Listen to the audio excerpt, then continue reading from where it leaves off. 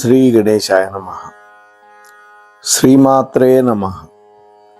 శివాయ గురవే నమః. శ్రీకృష్ణ పరబ్రహ్మణే నమః. శ్రీరామాయ నమః. శ్రీ గురుభ్యో నమః. సచ్చిదానందరూపాయ విశ్వోత్పత్యాదిహేతవే తాపత్రయ వినాశాయ శ్రీకృష్ణాయ వయం నమః. మోహనవాణి ఛానల్ ద్వారా శ్రీ నారాయణ భట్టతిరి ప్రణీతమైనటువంటి శ్రీ నారాయణీయ కావ్యాన్ని భక్తి శ్రద్ధలతో వింటూ ఉన్నటువంటి భక్తామ తల్లులకు తండ్రులకు మునుముందుగా నా యొక్క సాధువాదాలు చెల్లించుకుంటూ ఈ రోజున మనం 18వ భాగంలోకి అడుగు పెడుతున్నాం. నిన్న 17వ భాగంలో కపిల మహర్షి యొక్క అవతారం గురించి చెప్పుకున్నాం. ఈ రోజున ఆ కపిల మహర్షి తన తల్లి అయినటువంటి దేవహూతికి చేసినటువంటి అద్భుతమైనటువంటి సాంఖ్య ఉపదేశాన్ని భట్టతిరి గారు మనకు అందిస్తూ ఉన్నారు. యథాశక్తిగా నేను మీతో పంచుకునే ప్రయత్నం చేస్తున్నాను.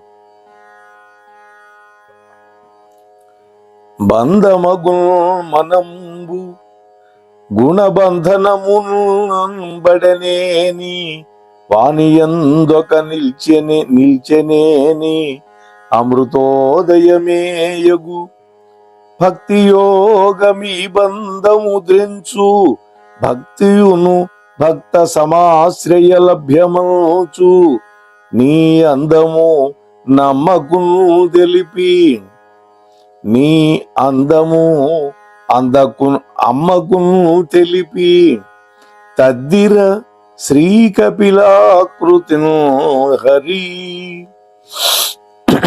ఓ కృష్ణ, 3 లోకాలలో మనస్సు విషయాల మీదకు పోతూ ఉంటుంది. 3 లోకాలకు తిరుగుతుంది మనస్సు, విషయాల వైపు మళ్ళుతూ ఉంటుంది. అంటే వనిత, భోగం, ఈ రెండింటిలో తగులుకొని అదే చివరికి బంధ కారణం అవుతుంది జీవికి. వాటి యందు మనస్సుని ఆసక్తి ఉంచకుండా ఎవడైతే దృఢంగా తన మనస్సుని నిలబెట్టగలుగుతాడో అటువంటి వాడు మోక్షరూపమైనటువంటి అమృతాన్ని పొందగలుగుతాడు. భక్తి యోగం అనేది ఆసక్తిని వదిలిస్తుంది విషయాల పట్ల, ఇంద్రియ వ్యామోహాన్ని తగ్గించేస్తుంది. ఆ భక్తి గనక భక్తజన సంగము గనక పొందిందా ఇంకా అటువంటి వాడికి తిరుగులేదు. అంటే అంత తేలిక కాదు. మానవుడిలో ఉండే భక్తి, సాధకుడిలో ఉండే భక్తి భక్త జనులతోటి సంగమం పొందినప్పుడు మాత్రమే ఆ భక్తి యోగం అనేది సిద్ధిస్తుంది అని కపిలావతారం ఎత్తి మీ అమ్మ అయినటువంటి దేవహూతికి కృష్ణ నువ్వు ఉపదేశించావు. మూల ప్రకృతి, మహత్తు, అహంకారం, అలాగే పంచభూతాలు, 10 ఇంద్రియాలు, ఆ ఇంద్రియాలు గ్రహించేటటువంటి తన్మాత్రలు, అవే శబ్దము, స్పర్శ, రూపము, రసము, గంధం. అంటే పంచభూతాలు, పంచభూతాలకి పంచ తన్మాత్రలు ఉంటాయి. అంటే ఆ పంచభూతాలకు ఉండేటటువంటి గుణమే తన్మాత్ర. భూమికి గంధ గుణం ఉంటుంది, ఆకాశానికి శబ్ద గుణకం ఉంటుంది, నీటికి రసగుణం ఉంటుంది, అగ్నికి రూపం గుణం ఉంటుంది, గాలికి స్పర్శ గుణం ఉంటుంది. వీటిని శబ్ద స్పర్శ రూప రసగంధాదులు అని పిలుస్తారు. వీటిని తన్మాత్రలు అంటారు. ఇవన్నీ కూడా దీనితో పాటు హృదయం, అలాగే ప్రధాన పురుషుడు, ఇవి మొత్తం తత్వాలు 25. ఈ తత్వాల యొక్క విభాగాన్ని ఎవడైతే తెలుసుకుంటాడో వాడు తరిస్తాడు. ఈ విషయం మీ అమ్మగారికి చెప్పావు నువ్వు. అంటే మాయ చేత, ఆ మాయ మన చేసే పనుల వల్ల శరీరాన్ని ధరించినటువంటి జీవుడు బద్ధుడు కాకుండా ఉండాలి. కానీ మాయ చేత బద్ధుడవుతాడు. మాయకు అతీతంగా ప్రవర్తించాలి అంటే భగవంతుడి యొక్క దివ్య పాదార విందాలని ఆశ్రయించాలి, భక్తి చేయాలి. అలా చేసిన వాడికి మాయ అంటుకోదు, మాయ వాడి మీద ప్రభావం చూపించదు. ఇక్కడ మనం కొంచెం లోతుగా మాట్లాడుకుంటే, ప్రకృతి అనేది సర్వకారణం, అన్నిటికీ కారణభూతమైంది ప్రకృతి. ఎందుకని? మానవుడు జీవించాలంటే ప్రకృతి ప్రసాదించినటువంటి వనరులన్నీ సక్రమంగా వినియోగించుకోవాలి. అలాగే ప్రధానము, అవ్యక్తము, అవిద్య, మాయ, వీటన్నిటినీ కలిపి మాయా అంటారు. ప్రధానము, అవ్యక్తము, అవిద్య. ఈ పేర్లన్నీ ఎవరికి వర్తిస్తాయి? ప్రకృతికి వర్తిస్తాయి. అలాగే మహత్తు అంటే మహత్తత్వం, అది మూల ప్రకృతి యొక్క కార్యం. అహంకారాలు ఎక్కడి నుంచి పుడతాయి? మహత్తత్వం నుంచి పుడతాయి. సాత్విక, రాజస, తామసికమైనటువంటి గుణాలు ఏవైతే ఉన్నాయో ఇవన్నీ కూడా అహంకారానికి నిదర్శనంగా ఉంటాయి. అంటే పంచీకృతం కానటువంటి పంచభూతాలుగా ఉంటాయి. సాత్విక అహంకారం, రాజస అహంకారం, అలాగే తామస అహంకారం. ఇవన్నీ కూడా శబ్దము, స్పర్శ, రూపము, రసము, గంధములు, ఇవన్నీ కూడా పంచభూతాల యొక్క తత్వాలు, వాటి యొక్క తన్మాత్రలు అని కూడా మనం పిలుస్తాం. అయితే మన దేహంలో ఉండేటటువంటి ముక్కు వాసనను పీలుస్తుంది, చెవి శబ్దాలు వింటుంది, అలాగే పాదము నడవడానికి మనకు ఉపకరిస్తుంది, పాయువు విసర్జకావయంగా పనిచేస్తుంది, ఉపస్థ దీన్నే గుహేంద్రియము, జననేంద్రియము అంటారు. వీటన్నిటి యొక్క సంఘాతమే మానవుడి యొక్క శరీరం. ఇవి మొత్తం 24 తత్వాలు మన శరీరంలోనే ఉన్నాయి. అయితే 25వ తత్వం ఉందే, అది ప్రధాన పురుషుడు. ఆ ప్రధాన పురుషుడుగా ఎవరుంటారు? ఈశ్వరుడే జీవేశ్వరుడుగా ఉంటాడు. ఇది చెప్తున్నాడు. ప్రకృతి యొక్క గుణజాలం వల్ల పురుషుడు అందులో తాదాప్యం పొందకుండా ఉండాలి. వాస్తవానికి ప్రకృతి యొక్క గుణాలకు అతీతంగా ఉండలేడు. ఒకవేళ ఆ గుణాలకు లోబడిపోతే, అంటే అహంకార మమకారాలు గనక కలిగి ఉన్నాడా ఆ జీవుడు, అప్పుడేం చేస్తాయి? అవి ఆ జీవుణ్ణి కష్టాల పాలు చేస్తాయి. అహంకారం, మమకారం, ఈ రెండే మానవుడి యొక్క పతనానికి హేతువులు అవుతాయి. అహంకారం అంటే ఏంటి? నాకంటే గొప్పవాడు లేడు అనేది. మమకారం అంటే ఇదంతా నాది. ఇది అహంకారం, మమకారం. మనకి హిరణ్యకశిపుడు, హిరణ్యాక్షుడు అనేటువంటి ఇద్దరు కూడా అహంకార మమకారాలకి సంకేతంగా చెప్తారు పెద్దలు. అయితే ఇక్కడ జనన మరణ ప్రవాహ రూప సంసారంలో ఈ అహంకార మమకారాలు మనల్ని ముంచేస్తాయి. అంటే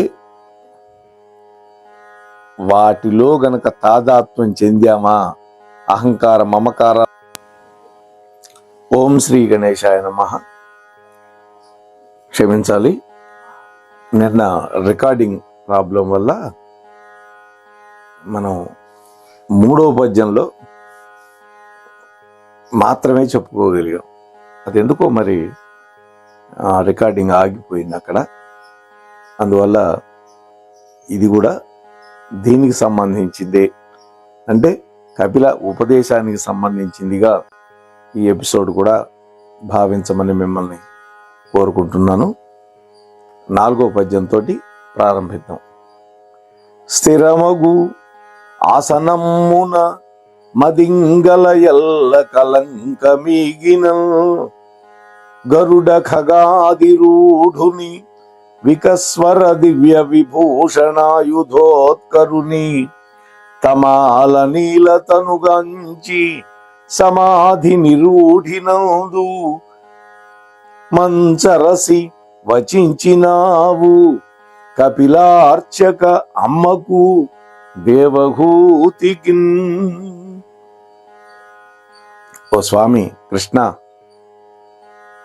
స్థిరమైనటువంటి ఆసనంలో కూర్చొని యమ నియమాది అష్టాంగ యోగ సమాధిని అభ్యాసం చేసి ఈశ్వరుడు అయినటువంటి నీ యొక్క దివ్యమంగళ స్వరూపాన్ని గరుడ వాహన ఆరూఢునిగా దివ్య ఆభరణాలు ధరించినటువంటి వాడిగా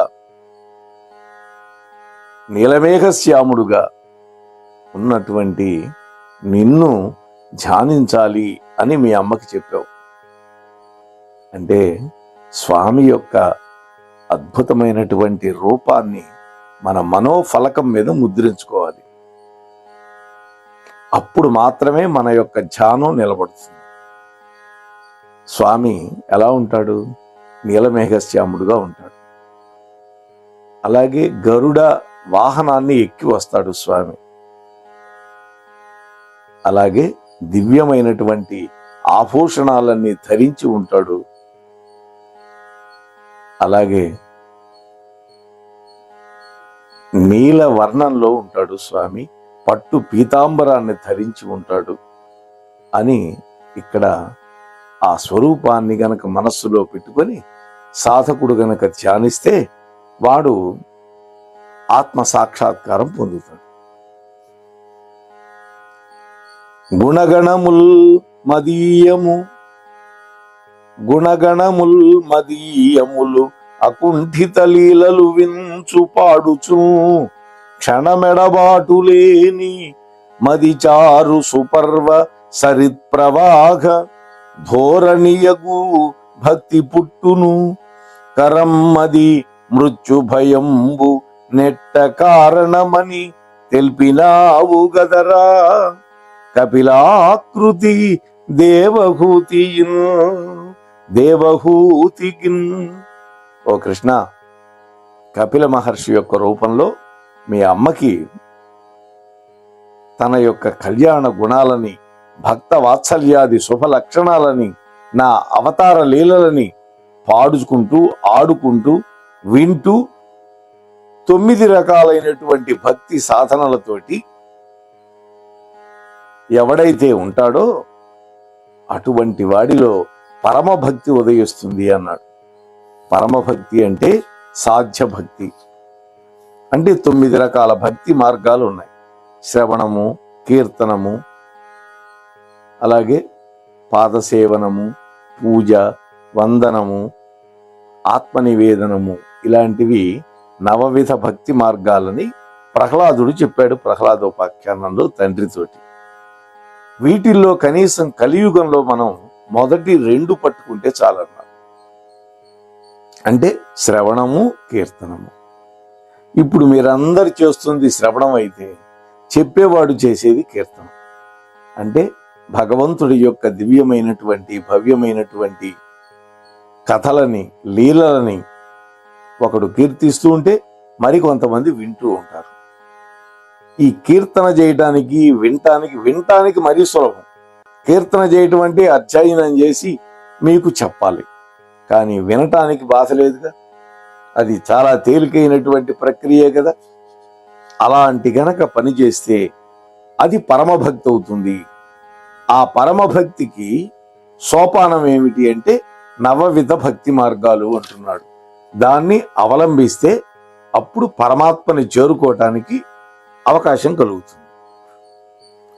ఘోరములన్నీ చేసి ఎడగూర్చు ధనాన కుటుంబ పోషణ దీరిచి స్త్రీవశం బగుమతిన్ సుత పోషణ లాలనాదులం పారు గృహైక సక్తుడు అభక్తుడు యాతన జిక్కునంచు నీవారహి పల్కినావు గదా కపిలాకృతి దేవహూతికిన్.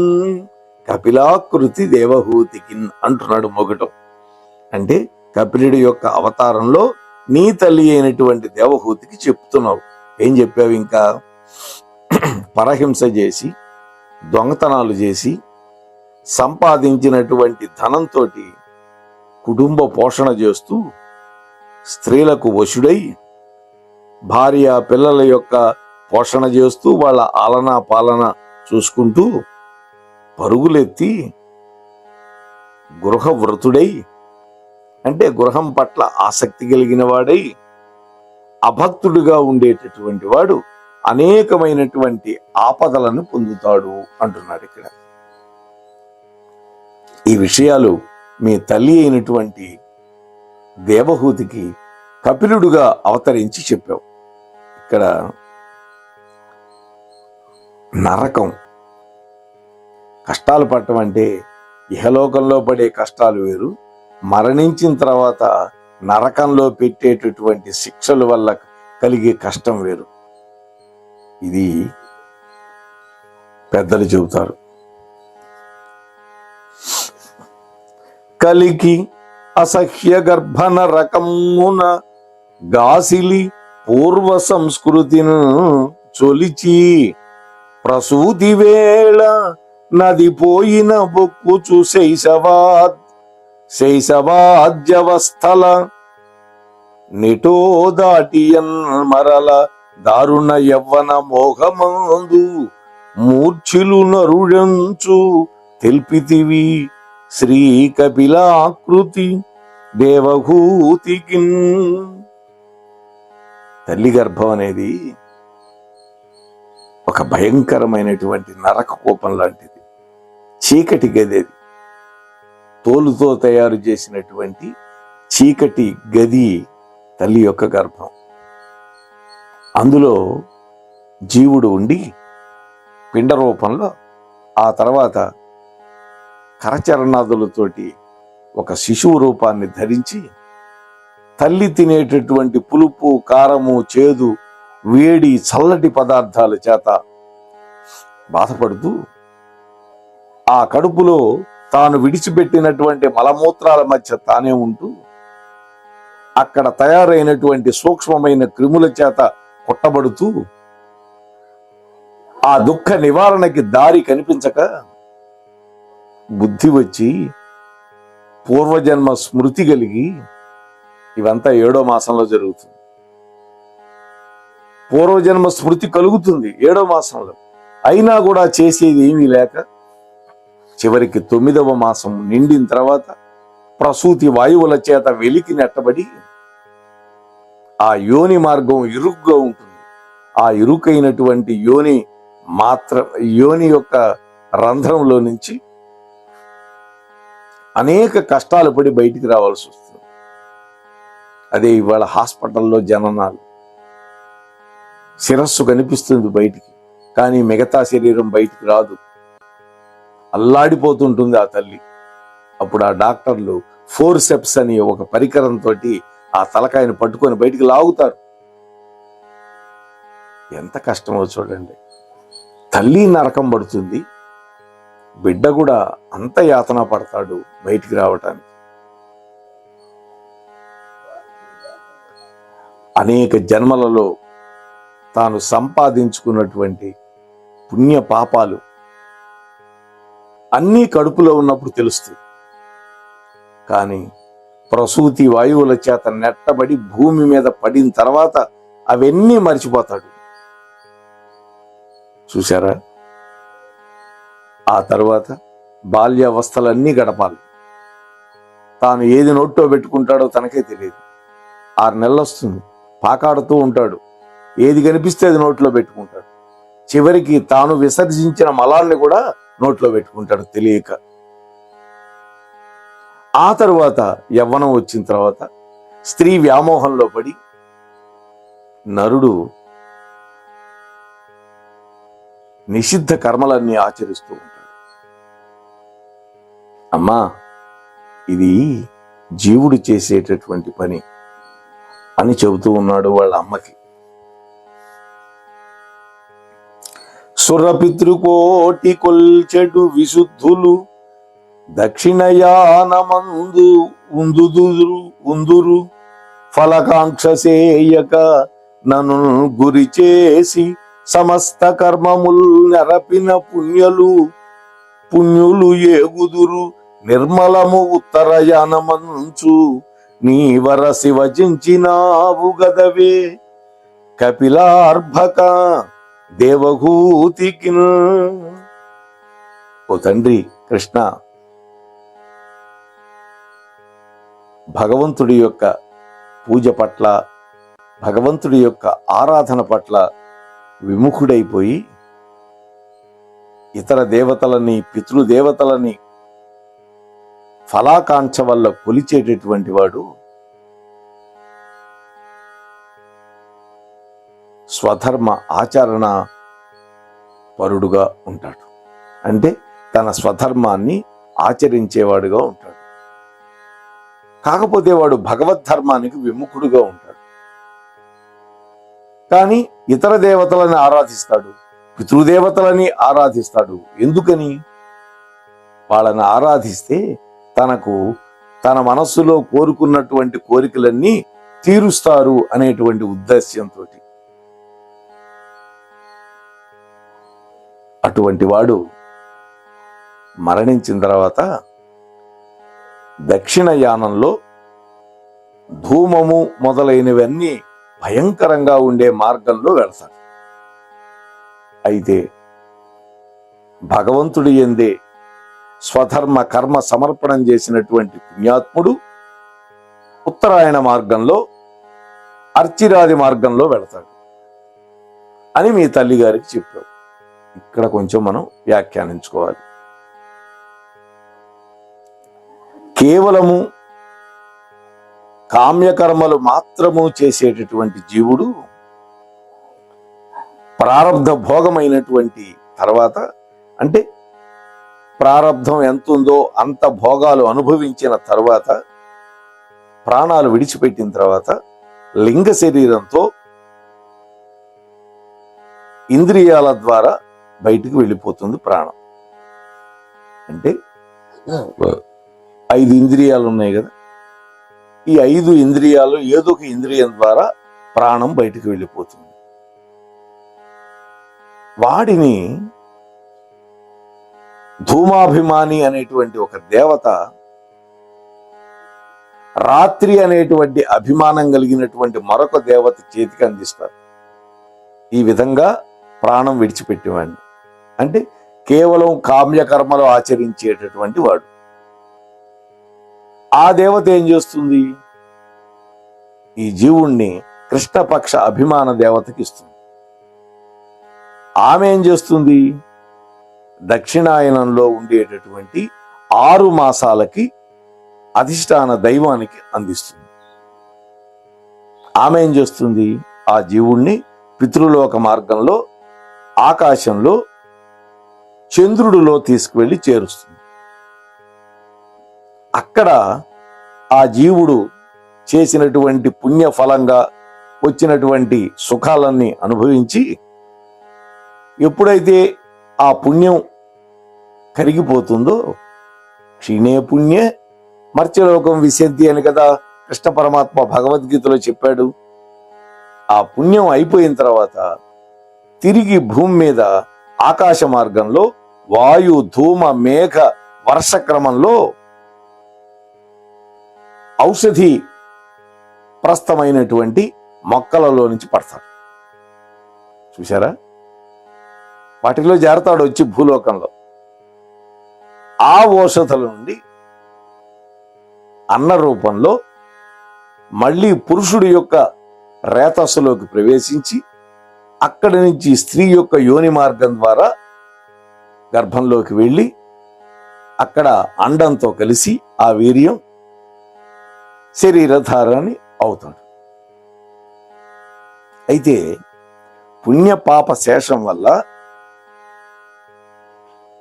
వాడు బాగా పుణ్యం ఉంటే పుణ్య యోనులందు పుడతాడు.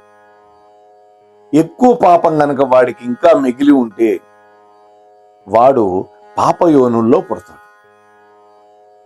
ఇది శాస్త్రం చెప్పినటువంటి మాట. కాకపోతే ప్రతి వ్యక్తి మోక్షాన్ని పొందలేడు.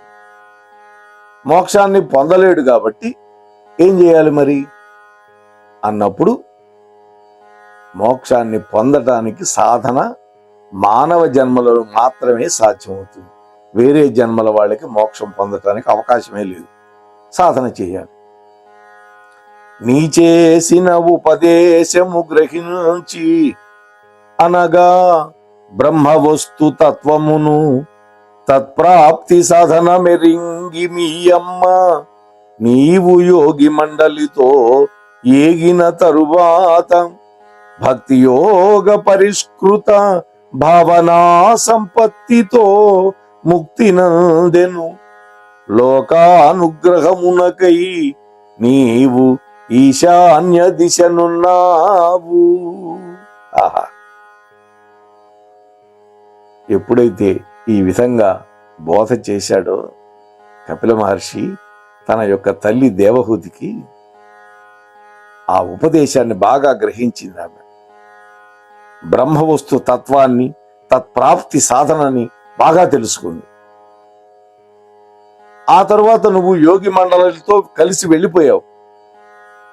మీ అమ్మ భక్తి యోగ పరిష్కృత భావనా సంపత్తితో మోక్షాన్ని పొందింది. లోకం యొక్క అనుగ్రహం కోసం నీవు ఇప్పటికీ ఈశాన్య దిక్కులో ఉన్నావు కదా స్వామి అని ప్రార్థిస్తూ ఉన్నాడు. పలుకులు వేయునేటికి భవత్పద పంకజ భక్తి మా భయంబుల తొలగించి సర్వఫలముల్ రుచి నించునటంచు గట్టిగా పలికితివి.